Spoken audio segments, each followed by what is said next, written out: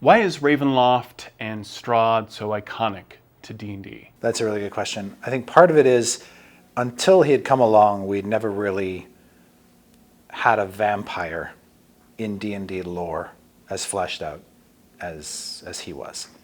So it was finally an opportunity for D&D to kind of lean heavily into the gothic horror genre and deliver to us a villain who was memorable because as much for the terror and fear that he evoked as his flaws.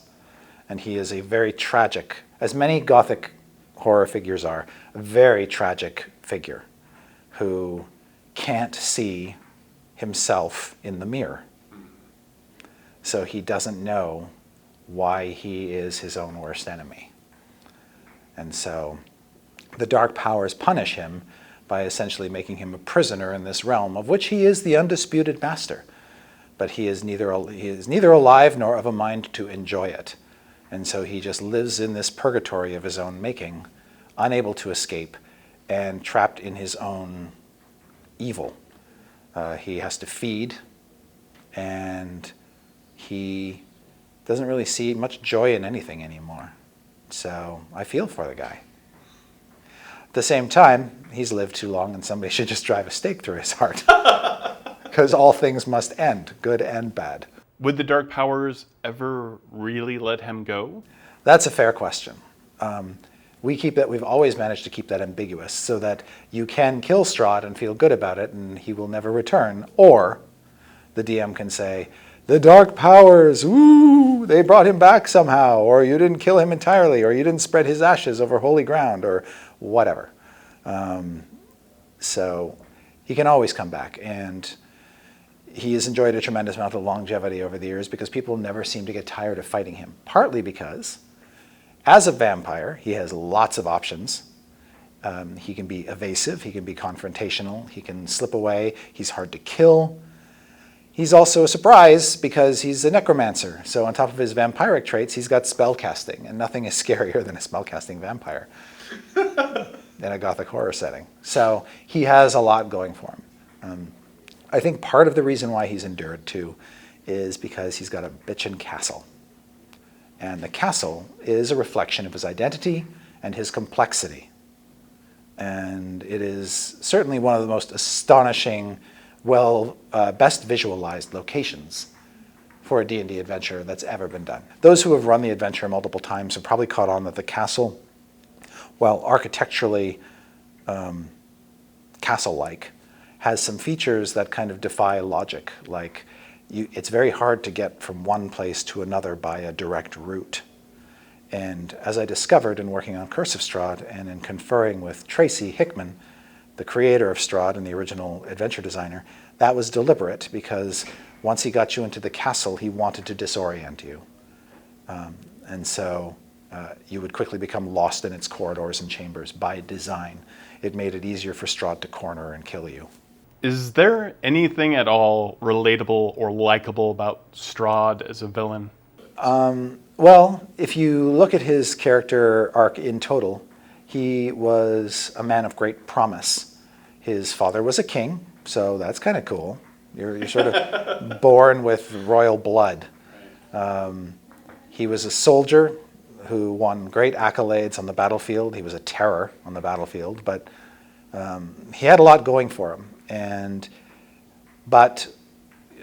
So I think on some level he is a force, and so you can respect him for that. On another level, he does have a cool castle, and who doesn't want to have a cool castle, right? So you can kind of respect him for that.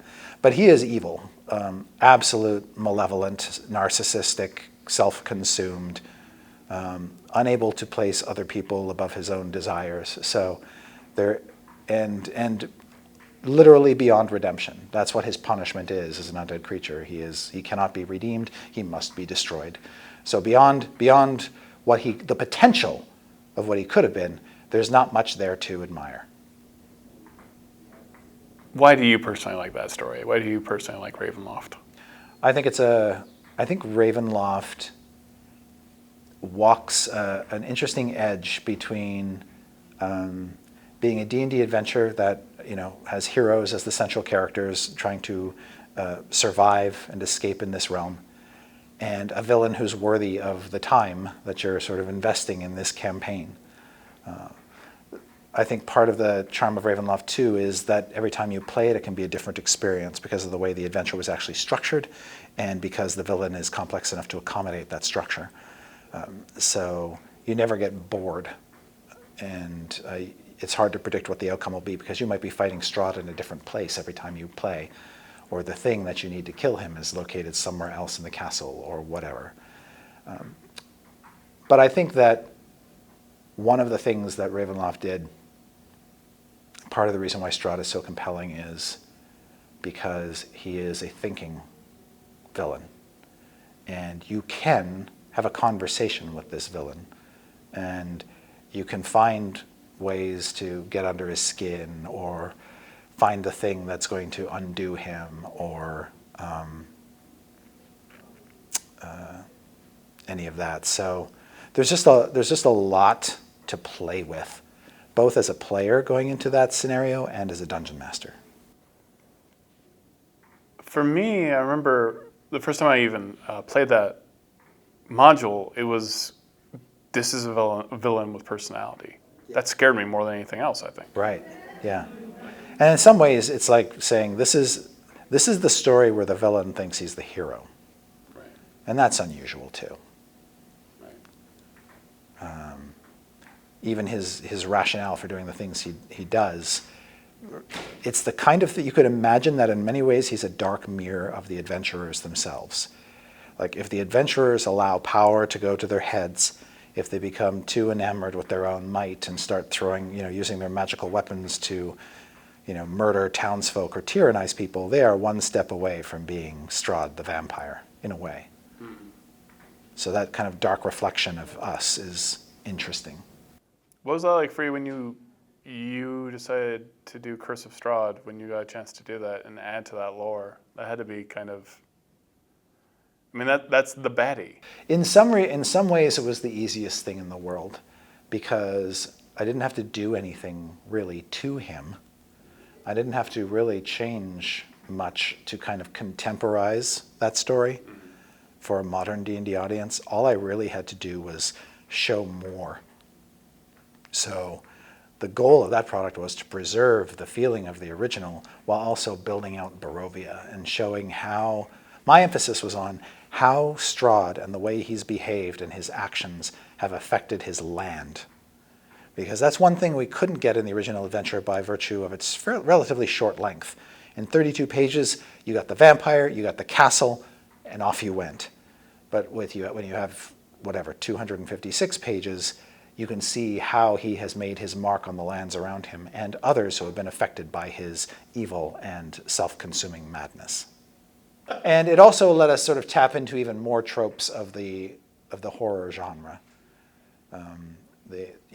Bringing in a little bit of Frankenstein to mix with your vampire, bringing in a little bit of werewolf, all that kind of stuff.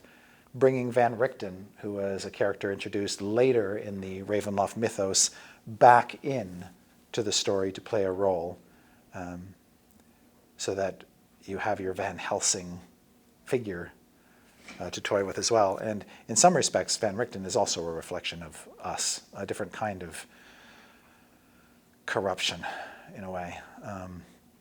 It was just nice to see what else Barovia had lurking in the mountains, lurking in the trees.